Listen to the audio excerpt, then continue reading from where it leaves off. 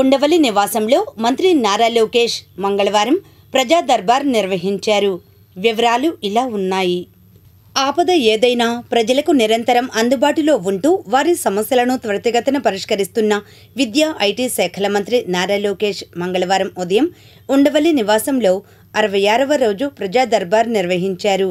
ఈ కార్యక్రమానికి రాష్ట్ర వ్యాప్తంగా ప్రజలు పెద్ద ఎత్తున తరలివచ్చారు. వివిధ సమస్యలతో బాధపడుతున్న వారు స్వయంగా మంత్రి నారా లోకేష్ను కలిసి విన్నవించారు.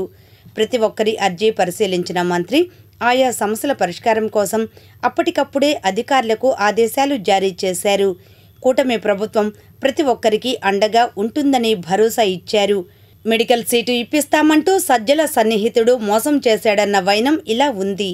తమ కుమారుడికి పీజీ మెడికల్ సీటు ఇప్పిస్తామంటూ అప్పుడే వైసీపీ ప్రభుత్వ సలహాదారు సజ్జల రామకృష్ణారెడ్డి అండతో తూర్పుగోదావరి జిల్లా కొత్తపేట వాడపాలెంకు చెందిన సజ్జల సన్నిహితుడు అడపా ప్రేమ్చంద్, గుత్తుల అవినాష్, కట్టేవారి బాలరెడ్డి 1.20 కోట్లు తీసుకుని మోసం చేశారని విచారించి తగిన న్యాయం చేయాలని గుంటూరు జిల్లా తాడేపల్లి మండలం కుంచనపల్లికి చెందిన మన్నే సుబ్బారావు మంత్రి నారా లోకేష్ను కలిసి ఫిర్యాదు చేశారు. తాను మెడికల్ సీటు గురించి ప్రశ్నించగా అప్పుడే సీఎంఓ అధికారి ధనుంజయ రెడ్డి ఎన్టీఆర్ హెల్త్ యూనివర్సిటీలో సీటు ఇప్పిస్తానంటూ 2 కోట్లు డిమాండ్ చేశారు. అంత సొమ్ము చెల్లించలేమని చెప్పడంతో తాము కట్టిన నగదుకు బెంగళూరులోని రామయ్య మెడికల్ కాలేజీలో సీటు ఇప్పిస్తామంటూ తీసుకువెళ్లి సీట్ అలాట్మెంట్కు సంబంధించి నకిలీ లేఖను చేతిలో పెట్టి మోసం చేశారు. నగదును తిరిగి ఇవ్వాలని కోరగా సజ్జల పేరు చెప్పి బెదిరిస్తున్నారు. తప్పుడు పత్రాలతో తమను మోసం చేశారని, తమకు రావాల్సిన నగదును తిరిగి ఇప్పించాలని మంత్రి నారా లోకేష్ను కలిసి విజ్ఞప్తి చేశారు. పరిశీలించి తగిన చర్యలు తీసుకుంటామని మంత్రి హామీ ఇచ్చారు.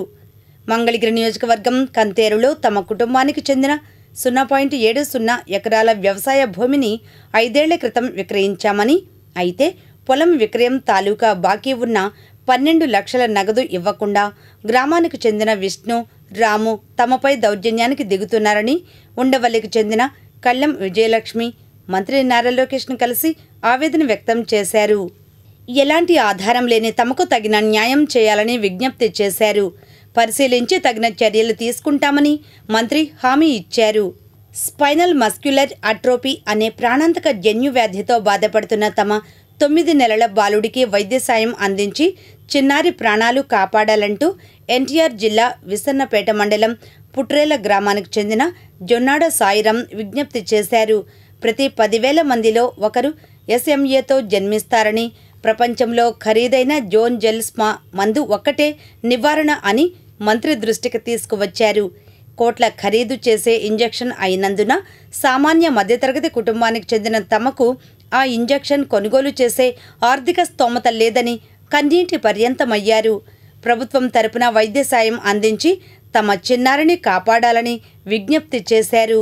పరిశీలించి తగిన చర్యలు తీసుకుంటామని మంత్రి భరోసా ఇచ్చారు.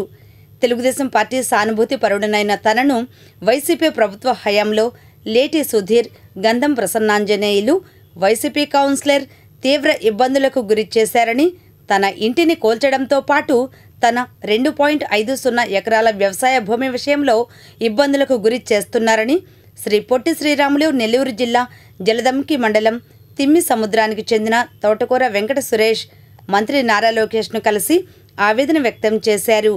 తనకు నష్టపరిహారం చెల్లించడంతో పాటు వ్యవసాయ భూమికి పట్టా ఇప్పించాలని విజ్ఞప్తి చేశారు. పరిశీలించి తగిన చర్యలు తీసుకుంటామని మంత్రి హామీ ఇచ్చారు. పల్నాడు జిల్లాలోని బిషప్స్, పాస్టర్స్, క్రైస్తవ సంఘాలు ఎదుర్కొంటున్న సమస్యలు పరిష్కరించాలని Palnadu district pastors fellowship association ప్రతినిధులు మంత్రి నారా లోకేష్ను కలిసి విజ్ఞప్తి చేశారు.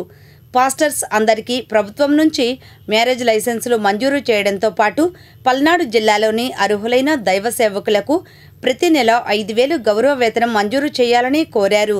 చర్చి స్థలాలకు ధృవీకరణ పత్రం, చర్చిల నిర్మాణం, మరమ్మతులకు నిధులు కేటాయించాలన్నారు.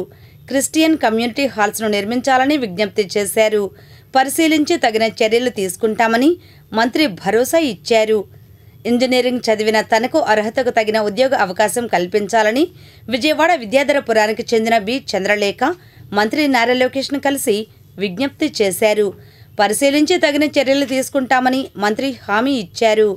సాక్షర భారత్ వయోజన విద్యా కార్యక్రమంలో సుమారు 9 ఏళ్ల నుంచి పనిచేసి నిరక్షరాస్యత నిర్మూలనతో పాటు అనేక ప్రభుత్వ కార్యక్రమాల్లో పాల్గొని గ్రామాల అభివృద్ధికి కారణమైన సుమారు 1840 మంది గ్రామ సమన్వయకర్తలకు న్యాయం చేయాలని ఉమ్మడి విజయనగరం జిల్లా సాక్షర భారత్ గ్రామ సమన్వయకర్తల యూనియన్ ప్రతినిధులు మంత్రి నారా లోకేష్ను కలిసి విజ్ఞప్తి చేశారు.